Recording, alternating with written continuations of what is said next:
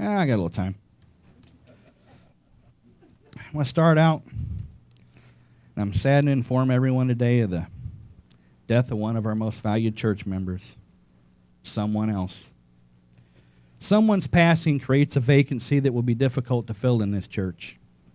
Someone else has been with us from the beginning of this church, and for every one of those years, someone else did far more than a normal person's share of the work here. Whenever there was a job to do, a class to teach, or something that needed to fix, one name was on everyone's list. Let someone else do it.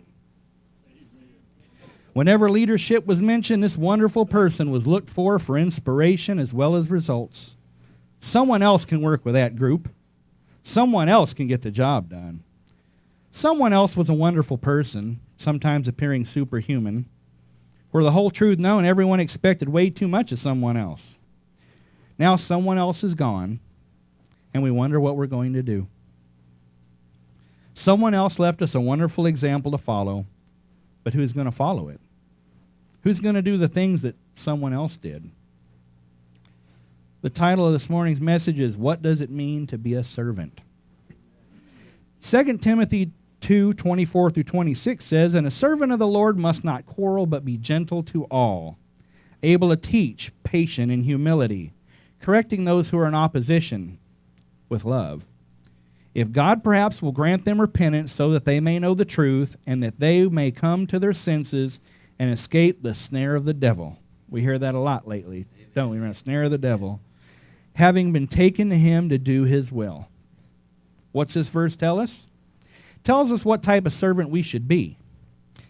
Paul's telling Timothy in this to be kind and gentle, courteously explaining the truth. Good teaching never promotes quarrels, foolish arguments. Whether you're teaching Sunday school, leading a Bible study, preaching in church, or just sharing the gospel with someone, remember to listen to people's questions, their concerns, and treat them respectfully while avoiding foolish debates. If you do this, those who oppose you will be more willing to listen to what you have to say. It's not the message you give, it's how you're giving it. What being a servant doesn't mean, it doesn't mean being religious. There are a lot of religious people in the world. They go around quoting scripture, pointing out who's doing what wrong, and with who, and how many times, without ever showing the love of Christ to anyone at the same time. Some of you may remember there was a song years ago called Mississippi Squirrel Revival. Anybody remember that song, Ray Stevens? You know, Ray Stevens referred to this person in the church as Sister Bertha Better Than You. Anyone remember that? Those are the hypocrites of the world. They're not really true servants, although most churches have one or two, or some have 4 or 5. That's something we have to be careful of being in our walk. And this one may sound odd to some of you. It doesn't mean being a church leader. Just being a church leader doesn't make you a servant of God. Matthew 5:20 tells us, Jesus says, For I tell you that unless your righteousness surpasses that of the Pharisees and the teachers of the law, you will certainly not enter the kingdom of heaven. Some people believe that just by being a leader that you're a true servant. We look at that in the White House today. Some presidents have been great leaders, some haven't. I'm going to share a story with you because I like stories. Many years ago, a rider on horseback came upon a squad of soldiers. They were trying to move this heavy piece of timber into place for a blockade. A corporal stood by and he was giving orders, yelling, Heave!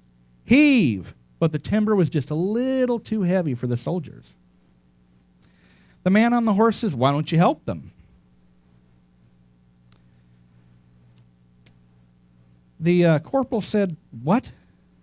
Me? But I'm a corporal. Dismounting the horse, the stranger carefully took his place with the soldiers. He said, Now heave, boys, heave.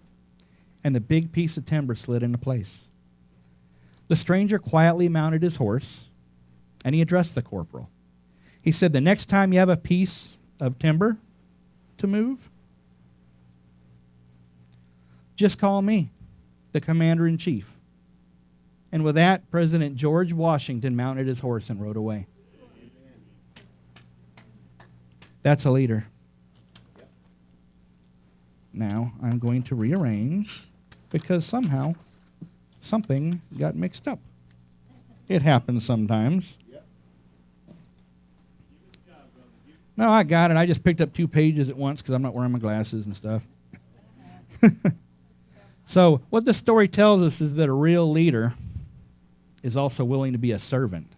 You can't lead until you're ready to serve. So what does it really mean to be a servant? It means being like Jesus. John 14:10 tells us, "Don't you believe that I am in the Father and the Father in me?" He's talking to the disciples here. "The words I speak are not my own, but my Father who lives in me and does his work through me." Now it's important to follow that last bit there. But my Father who lives in me does his work through me.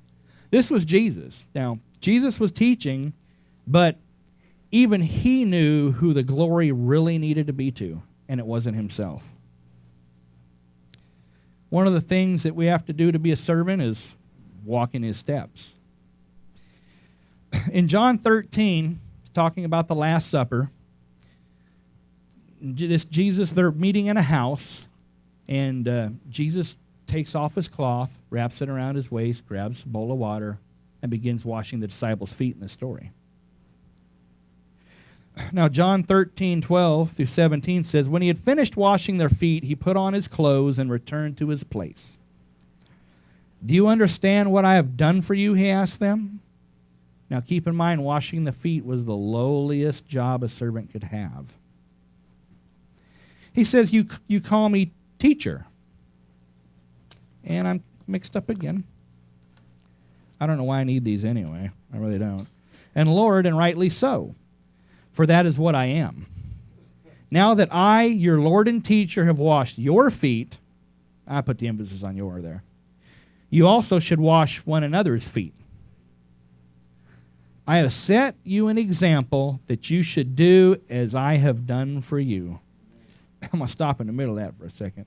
Now he's telling them to wash each other's feet. He's telling the disciples to be servants to each other and not just servants to God, to be servants among men. It says, "Very truly I tell you, no servant is greater than his master, nor is a messenger greater than the one who sent him. Now that you know these things, you will be blessed if you do them." He's telling us we'll be blessed if we serve. Jesus is showing how we should be towards one another, and that is in service of each other, servants to one another, helping one another. You must be willing to sacrifice everything to be a servant of God. Everything. Sometimes possibly even your life. I love stories. Man walked into a church one Sunday with a gun in his hand and screamed, "Unless you're willing to die for Jesus, get out." People started vacating pews, heading out the back door. The choir ran out a corner door. The deacons, one of the associate pastors ran out the side door, leaving nobody but the pastor and about 20 people sitting in the pews. That was all that's left. The gunman said, "There you go, Pastor. That leaves you with just the true servants of God. You can start your service now." Now, that story may seem a little crazy, but keep in mind, in some countries, true servants risk their lives every day to worship our God, to worship the one and only God in church.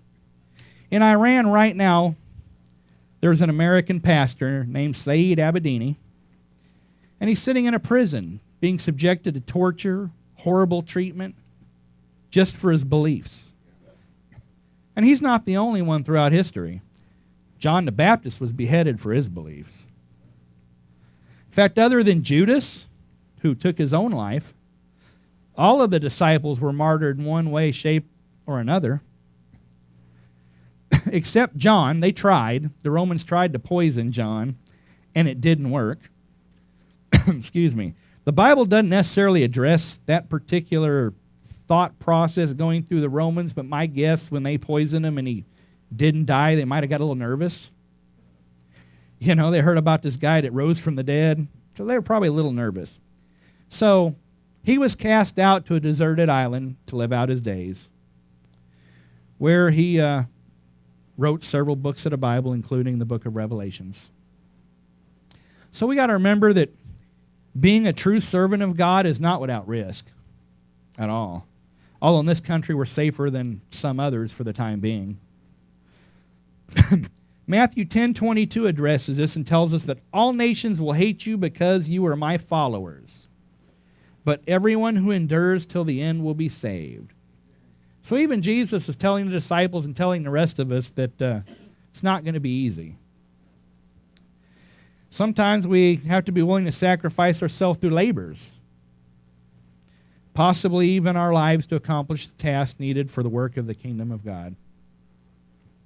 You know, missionaries risk their lives overseas, trying to start churches, dig wells, run through the sun. CMA, President Mark George is here, the local chapter. Some of the things they support is the Bible smuggler. You know, if the Bible smuggler gets caught, you got to keep in mind he's a smuggler, and that will probably be frowned upon. Romans 12:1 says, "Therefore I urge you, brothers and sisters, in view of God's mercy, to offer your bodies as a living sacrifice, holy and pleasing to God. This is your true and proper worship." So your true and proper worship is giving everything. Bless you, bless you.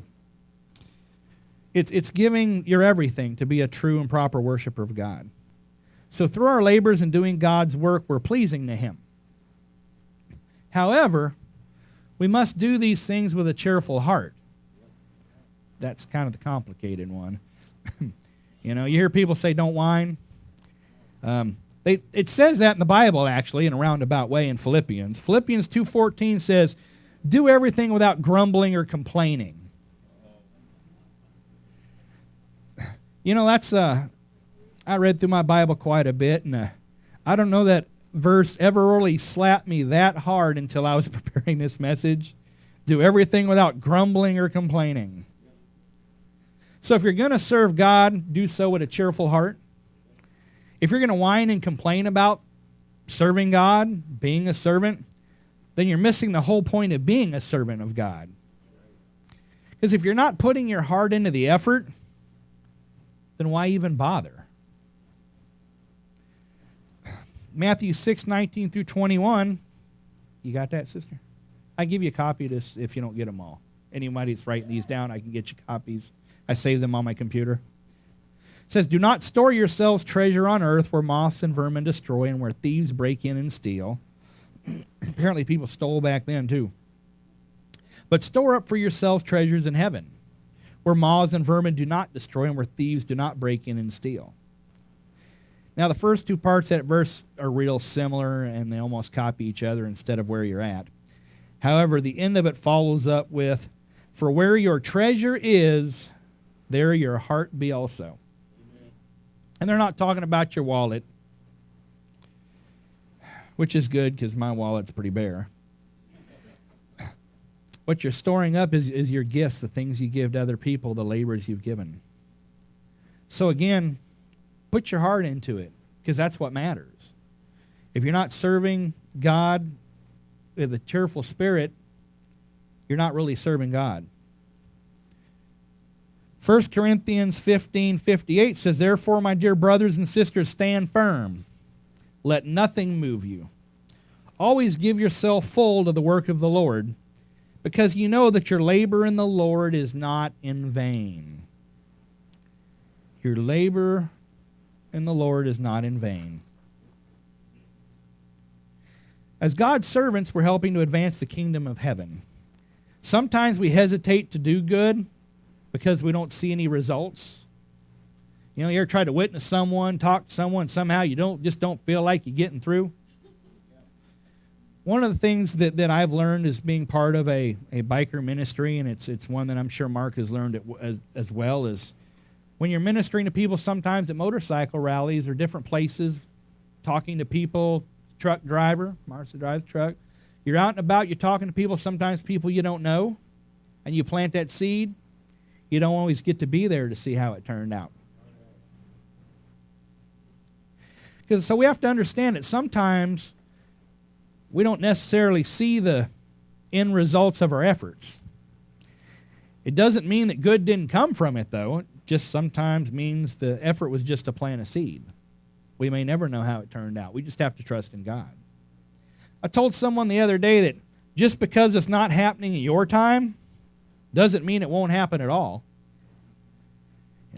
Sometimes as human beings, we even want instant results. I was thinking the other day, I'm at work, and I'm real hungry.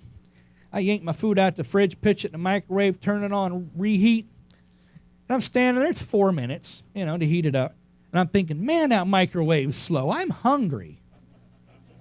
And then I think back when Swanson invented the TV dinner and you slapped that foil tray in the oven, 40 minutes later, you had a meal that was just big enough to upset you. We're becoming a society where we want instant gratification. We want to see the results now. We want to see it happen now. Sometimes God doesn't work that way. What it means is it'll be in God's time, not our own. Pastor told me one time, he was an old Baptist minister, and he's still with us. He's almost 100 now. One of the things that he shared with me is when we're sharing with others and we don't see results right away, it doesn't mean that it didn't happen or it won't happen. It just means that God's timing is different than ours. He says to me, when you've always been and always will be through eternity, you got plenty of time. We have less time than that, but it doesn't mean God won't make it happen. If we believe that Jesus won the ultimate victory on the cross, then that has to affect the way we serve right now. So don't let discouragement or the apparent lack of results keep you from serving and serving others. Do the good you have a chance to do. Do it now, knowing in your heart that your plan will have eternal results. When you're asked to help with someone or see something that needs done in the church, a brother or sister in Christ who needs help, or even a stranger you don't even know,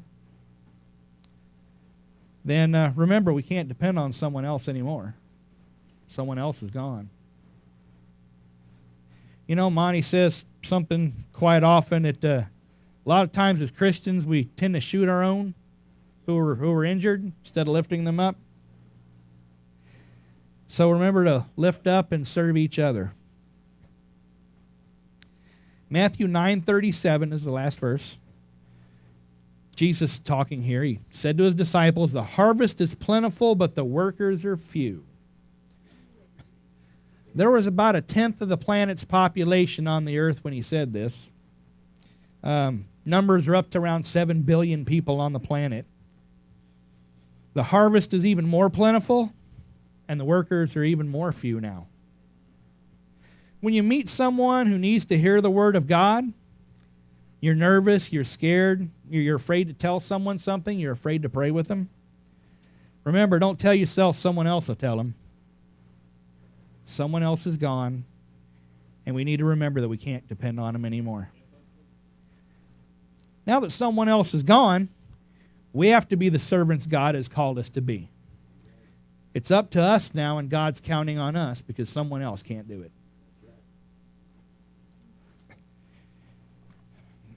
This message was hard on me. A lot of people don't realize, and Randall probably learned real recently, sometimes when you prepare a sermon, it beats you to death. And I think if it didn't, it wouldn't mean as much to me and as much to anyone else. I know just about everyone here, but I would be an error if I didn't ask if there is anyone in this church who doesn't know the Lord, who would like to. Don't be ashamed. You can't count on someone else to stand up for you. If you're that person, don't be ashamed, stand up. Amen. We're all in the body. If you're not being the servant you should be, and you know you're supposed to be, you're not doing it in love, you're doing it for other reasons. Or remember, when we serve others, we can't do so. Oh, I got time. We can't do so with personal gain in mind because that's not working for God. Just remember this message, and remember to keep our motives pure. And with that, we'll close in prayer.